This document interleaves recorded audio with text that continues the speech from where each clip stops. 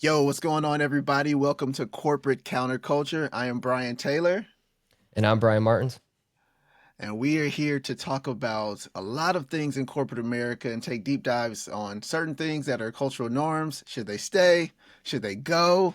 Do you like them? Do you not? And today we are going to talk about drinking. And is drinking overrated? What do you think about that, Brian? It's a loaded question. I think there's a lot to dive into, but in Yeah, my opinion, it's placed on a pedestal that doesn't really do much for most people. I think. I agree. I agree, man. Um, I think my affinity for drinking in corporate America is based on the bonds and connections I've built. Whether you're at a sales conference or whether you're able to connect with your boss, and or get a promotion or just celebrations. It's kind of one of those things where drinking is the team building. Yeah. Instead of having a team building activity, we just go to a bar. And if you Yep. don't drink, you kind of get iced out. There's this isolation effect that happens. You stop getting invited places, even if you're not going to a bar. But if you don't drink, people just stop inviting you places. It's this weird dynamic and halo effect over the drinkers versus non-drinkers. So that's where I kind of got accustomed to drinking, and that's where my intersection and good feeling about drinking comes from in corporate America. What about you? Yeah. I've had a similar experience too. Like I really because I was hired straight out of college and it was like just as I turned 21. It was a lot for me to it was kind of fun, right? Like to be able to drink on the company dime and that type of thing. And like you said, hey, we're on a trip or we're doing an event. Let's go get a beer. Let's go have a drink. Let's just sit down and chat or whatever. And it was a way to kind of build those relationships, which is definitely important, right? Like it's important Yeah. for you to get along with the people that you work with. It's important to have that good back and forth. Yeah. Um, but then it's what happens, what results of that moving forward, right? So I think my ultimate attitude is, does it need to be alcohol? You know what I mean? Like there's Yeah. other ways that you can build that sort of rapport. The interesting thing is to see how some people might react to it though. You know what I mean? Like there are people that, like you said, do kind of not shun you, but they might think twice before inviting you, right? Like almost as if like you're shaming them in a way if you don't drink or something like that. And I think that in general this idea came from one of our discussions, right? Where we were at a client meeting and Yeah. he Get ordered a into it. drink. He ordered a drink and I sat down and I didn't. And then he's like, "Oh wait, you're not going to drink?" And I was like, "No, I'm good." You know. He's like, "Oh yeah, I ordered one." I said, "That's it's no problem. It doesn't bother me." And but it was a bit like off-putting in a way. And then like he gets awkward, I get awkward, and I think that there's a little bit too much emphasis put on that, right? Like who cares? That's like you sitting down and somebody orders Sprite versus somebody ordering Coke. Who cares? You know, Yeah, and yeah, yeah. So yeah, that's a good point, man. So this is exactly how this conversation came about. So we were at a trade show and we were just talking about drinking and how much it's not needed. And side note, they were there before me at the client meeting, and then I came in and ordered a drink, and you could just sense the energy of the client kind of like, whew, relax a little bit. yeah. But I didn't know that that was happening until I got there, and then I saw that Brian didn't order a drink. So I asked Brian the next day about drinking, and that's how that conversation started. And I was kind of already on the same journey with drinking. I've been making a commitment to drink less, and so I only had one drink at that dinner.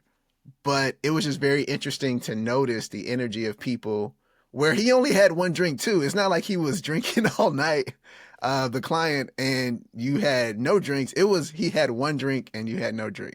So that's all always interesting too, where even when people aren't drinking a lot, just the fact that you don't have a drink somehow becomes this weird statement. Yeah, I don't know, man. Like I think that there's a it's almost like shared, what is it? Is it shared?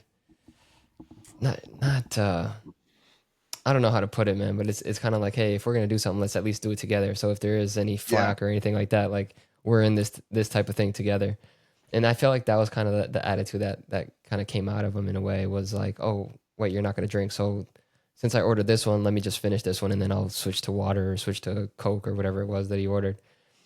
But in general, it was, I think that kind of hindsight, if I had ordered an alcoholic drink, he might have potentially gone for a second or whatever. So it's Yeah. almost like a weird, it's definitely a weird situation. For me, it doesn't bother me. Like it really does not bother me whatsoever, whether I'm having an alcoholic drink or not. I like it.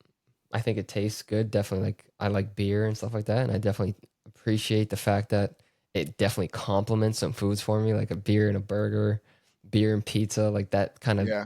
bar pub style food, 100%.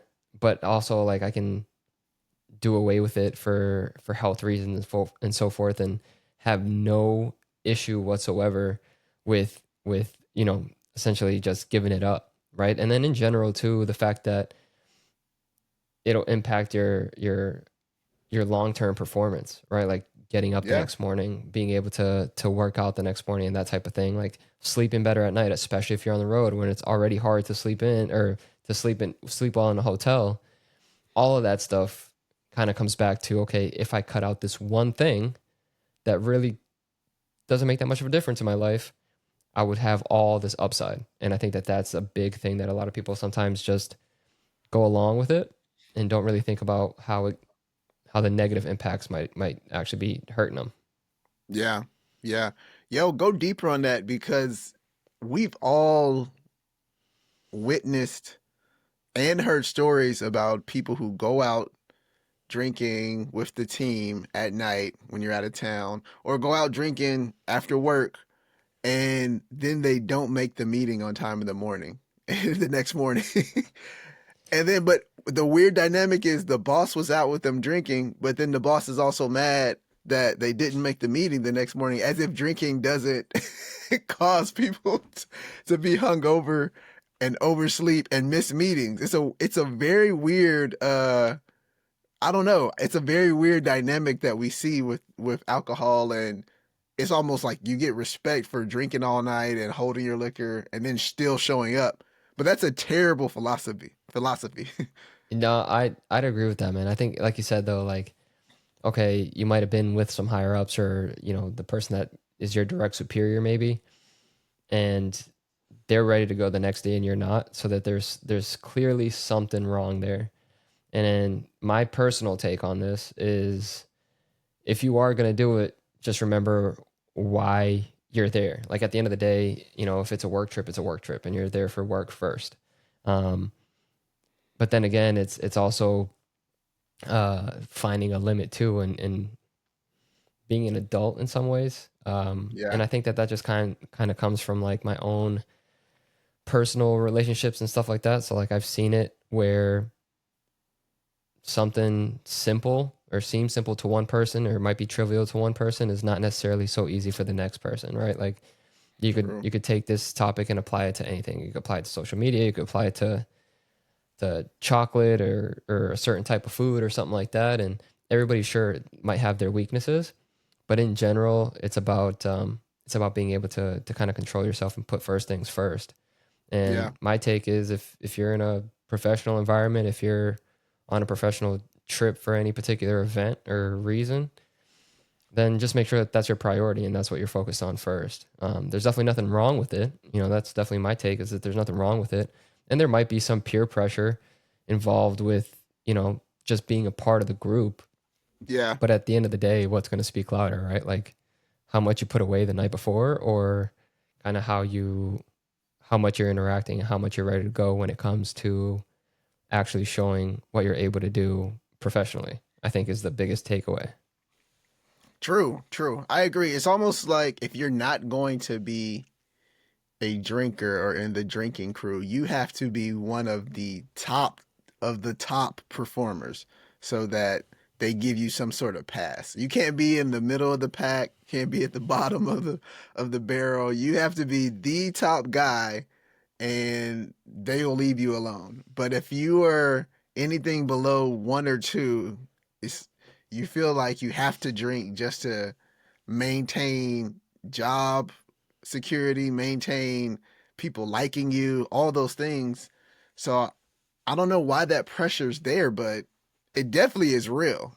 It's definitely real. And like you said, the peer pressure side, I don't know what goes into the mind of superiors and leadership, but I don't even know why they think that the peer pressure of drinking when you know you have meetings the next day is a good thing. I never get that. Like, hey, we're about to have these 8 a.m. meetings. The night before, we're out drinking, and they're like, one more, one more, one more, and they're all there. And it's something like they love it. It's like the extension of a frat party or something, or being in a fraternity. But yeah, man, I wonder if there's going to be a shift anytime soon. I yeah, man. I think that in general, right, like culturally speaking, I think that there's definitely been a push, especially with. I mean, I just recently I heard a stat that like millennials drank the most throughout like college or high school and college, whereas Gen Z isn't drinking as much. Yeah, And I think that in general, been a cultural shift into just having like a more health focused or health centric type of lifestyle. And drinking is one of the things that's like one of the first things to go because I mean, I think it was Andrew Huberman that said really what you should be limiting your alcoholic intake to is 2 drinks a week. How many people are actually able to do that? Right. So yeah, for me, it's like, okay, I might go out and have dinner on a Friday and get a beer, have dinner on a Saturday, get a beer, and I can do that. But I think that it's really important to really understand what your priorities might be, right? And also too, if you are in an environment where you might be surrounded by people that might not want to drink but feel peer pressured in one way or another, why not come up with alternatives too, which I also have seen. So I, mm, being I think there was a trade show that one of the networking events after one of the days was instead of like a happy hour was Top Golf or something like that, right? Or and so yeah, being creative in that way, maybe even doing like you could do billiards at like a bar or something like that, but at the end of the day, there's some sort of other event that's not standing around just talking and sipping on alcohol. Um, I mean, I really it's such a personal thing, and I think that a lot of people have to be a little bit introspective about why they do it and why they would want to give it up in hmm, terms of finding an alternative, a coffee chat or a mastermind dinner or something like that might go a long way instead of just drinking and potentially, even going down the wrong path of saying something you shouldn't have said and, yeah. kind of putting people in an awkward situation and things like that. So there's really a lot of upside to giving it up. Because I think that it just seeps over into other parts of your life, right? So if you're able to take hold of that, then you can potentially find an opening into like, okay, well, if I was able to give that up, then I can potentially give this up. Or if I could focus on this, then I know I can put that effort and focus into something else that will have a longer payoff or something like that. So, I mean, what do you think in terms of, in your opinion, what would be an alternative to a happy hour networking session? I think Top Golf is a really good example. Um, you know, bowling's not as sexy, but it's another example where It you is. could Yeah. keep be active. It would literally have to be something where maybe a show. I don't know, a show. If you're in Vegas, we do trade shows in Vegas, so maybe Yep. you go to a show. Um, yeah, it's tough when you think about how to keep people in the sphere of being able to communicate and stay engaged with each other while also enjoying themselves in whatever the setting is. But I think Top Golf is probably the safest bet. Everything else would be some type of almost like parallel play. You know, you're Mm-hmm. there together enjoying things, but you're not necessarily talking to each other. So I wonder. I mean, networking events are great. They don't have to have alcohol. They can always have different. You know, like some people have. I've been to a networking event where they had a dueling piano or Mm. just different things to kind of take the attention off of just having to talk to each other.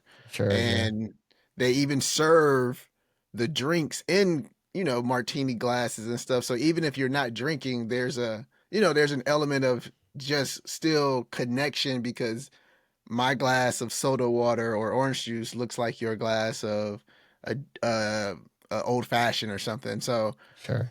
I think it has to be intentional, but yeah, man. I mean, the quick go to would be Top Golf for me. I think that's the best bet if you're just if you have to control it and plan it yourself as a salesperson. Yeah. Yeah. I'm with you 100%, man. There's a lot of upside to this. And I think, in general, we'll put the question out to the rest of the group. If anybody's watching this and has any input of potential ideas, what's your opinion on drinking in professional environments? What's your idea of focusing networking events on alcohol consumption? And then alternatively, what's your options for going away from alcohol and opening up networking events to other types of camaraderie? Let us know Yeah, in the comments below. Hit us with the follow, like, and subscribe as much as you can, and share it moving forward. Appreciate it. absolutely. This is corporate counterculture. We'll see y'all next time.